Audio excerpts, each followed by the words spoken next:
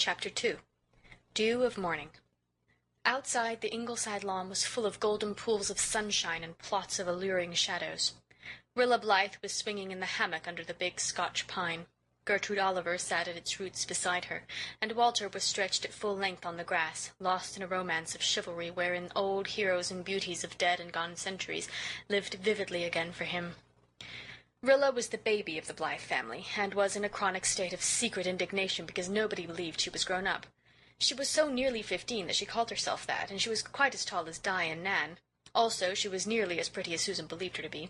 She had great, dreamy hazel eyes, a milky skin dappled with little golden freckles, and delicately arched eyebrows, giving her a demure, questioning look which made people, especially lads in their teens, want to answer it. Her hair was ruddily brown, and a little dent in her upper lip looked as if some good fairy had pressed it in with her finger at Rilla's christening. Rilla, whose best friends could not deny her share of vanity, thought her face would do very well, but worried over her figure and wished her mother could be prevailed upon to let her wear longer dresses. She, who had been so plump and roly-poly in the old Rainbow Valley days, was incredibly slim now, in the arms and legs period. Jem and Shirley harrowed her soul by calling her Spider, yet she somehow escaped awkwardness. There was something in her movements that made you think she never walked, but always danced. She had been much petted and was a wee bit spoiled, but still the general opinion was that Rilla Blythe was a very sweet girl, even if she were not so clever as Nan and Di. Miss Oliver, who was going home that night for vacation, had boarded for a year at Ingleside. The Blythes had taken her to please Rilla, who was fathom-deep in love with her teacher, and was even willing to share her room, since no other was available. Gertrude Oliver was 28, and life had been a struggle for her. She was a striking-looking girl, with rather sad, almond-shaped brown eyes, a clever, rather mocking mouth, and enormous masses of black hair twisted about her head. She was not pretty, but there was a certain charm of interest and mystery in her face, and Rilla found her fascinating. Even her occasional moods of gloom and cynicism had allurement for Rilla. These moods came only when Miss Oliver was tired. At all other times she was a stimulating companion, and the gay set at Ingleside never remembered that she was so much older than themselves. Walter and Rilla were her favourites, and she was the confidante of the secret wishes and aspirations of both. She knew that Rilla longed to be out, to go to parties as Nan and Di did, and have dainty evening dresses and, yes, there is no mincing matters, beaux. In the plural at that.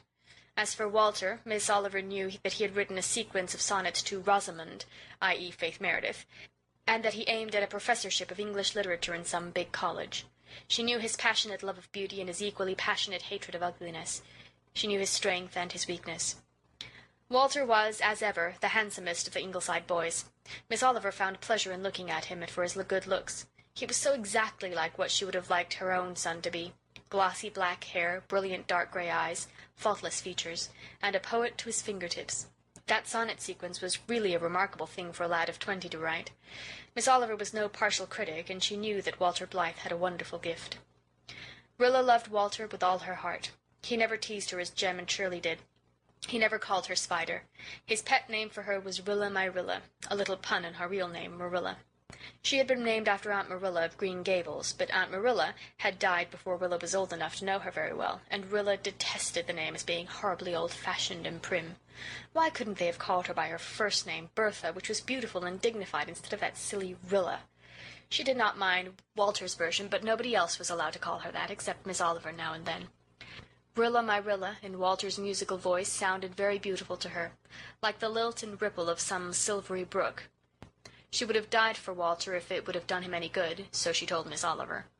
Rilla was as fond of italics as most girls of 15 are, and the bitterest drop in her cup was her suspicion that he told Di more of his secrets than he told her.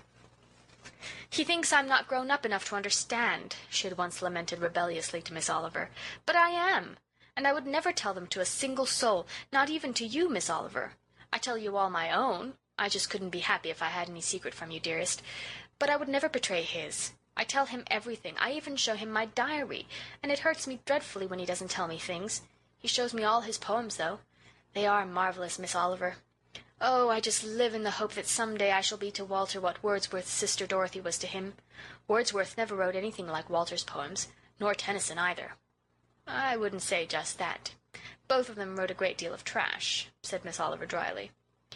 Then, repenting, as she saw a hurt look in Rilla's eye, she added hastily, "But I believe Walter will be a great poet, too, some day, and you will have more of his confidence as you grow older." When Walter was in the hospital with typhoid last year, I was almost crazy," sighed Rilla, a little importantly. "They never told me how ill he really was until it was all over. Father wouldn't let them. I'm glad I didn't know. I couldn't have borne it. I cried myself to sleep every night as it was. But sometimes," concluded Rilla bitterly. She liked to speak bitterly now and then in imitation of Miss Oliver. "Sometimes I think Walter cares more for Dog Monday than he does for me."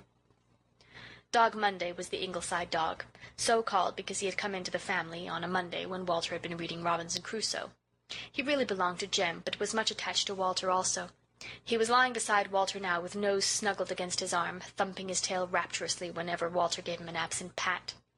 Monday was not a collie or a setter or a hound or a Newfoundland. He was just, as Jem said, plain dog. Very plain dog, uncharitable people added. Certainly Monday's looks were not his strong point. Black spots were scattered at random over his yellow carcass, one of them apparently blotting out an eye. His ears were in tatters, for Monday was never successful in affairs of honour, but he possessed one talisman. He knew that not all dogs could be handsome or eloquent or victorious, but that every dog could love. Inside his homely hide beat the most affectionate, loyal, faithful heart of any dog since dogs were, and something looked out of his brown eyes that was nearer akin to a soul than any theologian would allow. Everybody at Ingleside was fond of him, even Susan, although his one unfortunate propensity of sneaking into the spare room and going to sleep on the bed tried her affection sorely. On this particular afternoon Rilla had no quarrel on hand with existing conditions.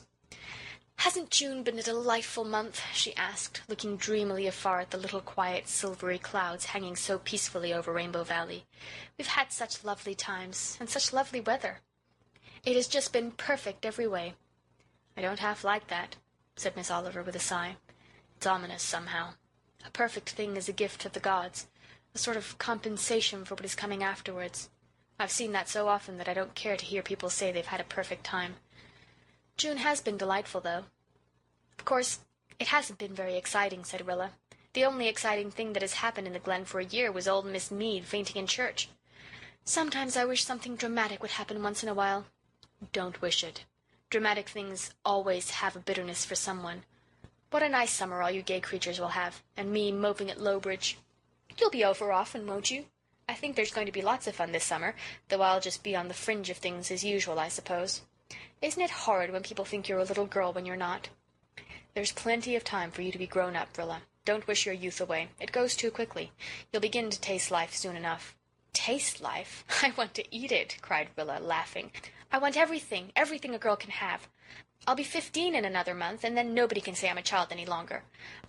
I heard someone once say that the years from 15 to 19 are the best years in a girl's life. I'm going to make them perfectly splendid. Just fill them with fun." "There's no use thinking about what you're going to do. You're tolerably sure not to do it." "Oh, but you do get a lot of fun out of the thinking," cried Rilla. "You think of nothing but fun, you monkey," said Miss Oliver indulgently, reflecting that Rilla's chin was really the last word in chins. "Well, what else is 15 for? But have you any notion of going to college this fall?" "No, nor any other fall. I don't want to. I never cared for all those ologies and isms Nan and Di are so crazy about. And there's 5 of us going to college already. Surely that's enough. There's bound to be one dunce in every family. I'm quite willing to be a dunce if I can be a pretty, popular, delightful one. I can't be clever. I have no talent at all, and you can't imagine how comfortable it is. Nobody expects me to do anything, so I'm never pestered to do it. And I can't be a housewifely, cookly creature either. I hate sewing and dusting, and when Susan couldn't teach me to make biscuits, nobody could. Father says I toil not, neither do I spin. Therefore I must be a lily of the field," concluded Rilla with another laugh. "You're too young to give up your studies altogether, Rilla. Oh, Mother will put me through a course of reading next winter. It will polish up her B.A. degree. Luckily I like reading. Don't look at me so sorrowfully and so disapprovingly, dearest. I can't be sober and serious. Everything looks so rosy and rainbowy to me. Next month I'll be 15, and next year 16, and the year after that 17. Could anything be more enchanting?" "Rap wood," said Gertrude Oliver, half laughingly, half seriously. "Rap wood, Rilla my Rilla." End of Chapter 2.